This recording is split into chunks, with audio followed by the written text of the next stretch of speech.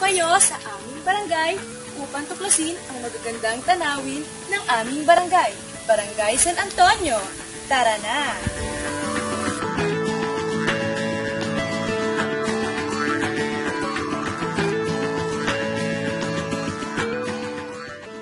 Barangay San Antonio was formerly a part of Barangay Balete, town of Pinamalayan during that time.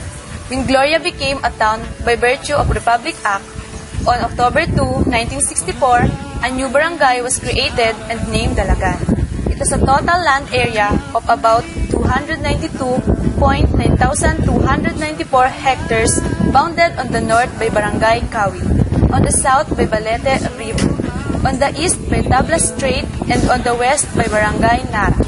It was called Dalagan because of the abundance of dalag, or mudfish on its river.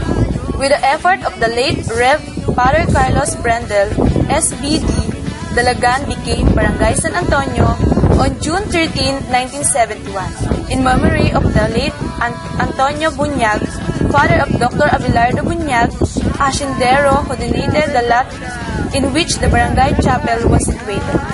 Barangay San Antonio's population is 1,157, headed by Captain Roden Buong Candelario and the Sangguniang Barangay. Ang pangunahing ikinabubuhay ng mamamayan ng aming barangay ay ang pag-aagrikultura, katulad ng pangingisda, pagtatanim ng gulay, mais, niyog, kalamansi, at marami pang iba.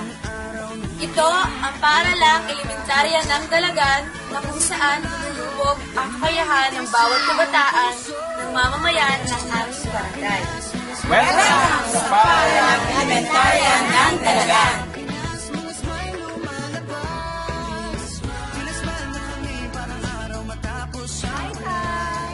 Welcome to the Rizal Park.